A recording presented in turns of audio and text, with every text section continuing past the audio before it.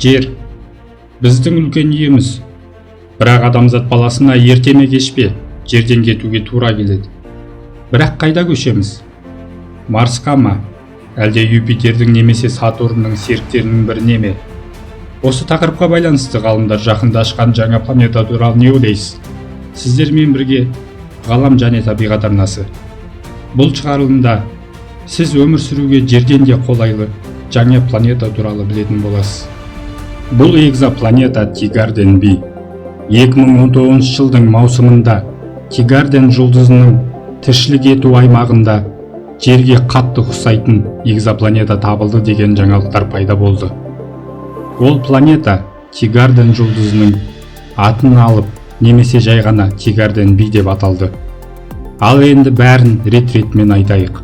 Экзопланета деп күн жүйесінен тыс басқа жұлдыздарының айналасында орналасқан планеталарды айтады.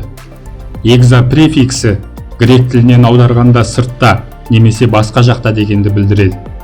Осымен экзопланета мен планетаның айырмашылығы қандай екенін түсіндіңіздер деп ойлаймын. Ал осындай жаңалық туралы хабарлаған Германиядағы Геттинген университетінің астрофизика институтының астрономдары болатын. Тигарден жұлдызы тоқты шоқ жұлдызындағы күңгірт қызыл ергежейлі жұлдыз. Күн жүйесінен шамамен 12 жарық жылы қашықтықта орналасқан. Бір жарық жылында 9,4 триллион километр бар. Ғарыштық өлшемдер бойынша бұл өте аз қашықтық. Бұл жұлдыздың массасы күн массасының 9% ғана құрайды. Тигарден жұлдызының жасы шамамен 12,6 миллиард жыл. Ал күннің жасымен салыстырсақ, күндікі 4,6 миллиард жыл. Сонымен былай, Тигарден жұлдызының айналасын екі экзопланета Тигарден B және Тигарден C айналады. Ғалымдар бұл екі экзопланетаның өмір сүруге қолайлы аймақ деп аталатын жұлдыздық радиуста орналасқанын атап көрсетті. Яғни планеталардың бетінде су сұйық күйде болуы әбден мүмкін. Зерттеушілер экзопланеталардың тасты екенін, ішінара темір немесе су құрамын ескере отырып, олардың радиусы жердікіне ұқсас болуы керек дейді. Тигарден C, яғни екінші орналасқан экзопланета жұлдызынан қашығырақ орналасқан. Оның бетінің температурасы Марстың көрсеткіштеріне ұқсас, -47 градус Цельсий. Ал бірінші экзопланета Тигарден B-де бәрі басқаша. Онда орташа температура астрономдардың мәліметінше Цельсий бойынша +28 градус. 2020 жылы жердегі орташа жаһандық температура шамамен 14,9 градус Цельсий болды.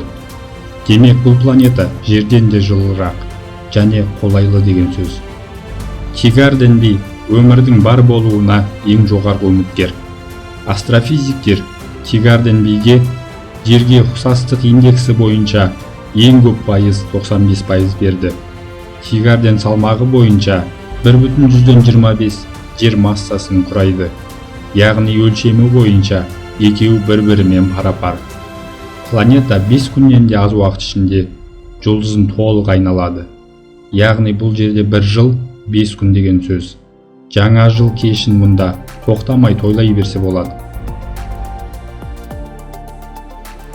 НАСАның 2009 жылы ғарышқа ұшырылған орбиталық телескопы Кеплер өзінің 10 жылға жуық миссиясын аяқтағаннан кейін әлде қашан зейнетке шыққан болатын. Бұл 2018 жылдың 30 қазанында кемеде жанармай таусылған соң орын алған. Дегенімен, Кеплер жұмысын сол кезде аяқтаса да, жемісін әлі күнге дейін беріп келеді. 2020 жылдың сәуірінде ғарыштық телескоптың мұрағаттық деректерінен ғалымдар бұрын олардың назарынан тыс қалған Кеплер 1649c экзопланетасын ашты. Бұл экзопланета қызыл ергежейлі Кеплер 1649 жұлдызын айналады. Табылған планета жерден 300 жарық жылында орналасқан. НАСАда ол Кеплер телескоп ашқан мыңдаған басқа экзопланеталардың ішінде көлемі мен болжалды температурасы бойынша жерге ең ұқсас планеталардың бірі деп сипатталған. Бұл планетада жоғарыда айтқан Тигарден B сияқты өз жұлдызының тіршілік ету аймағында орналасқан. Суының сұйық күйде болуы әбден мүмкін. Кеплер 1649 өз жұлдызынан күннен жерге қарағанда 25% аз энергия алады.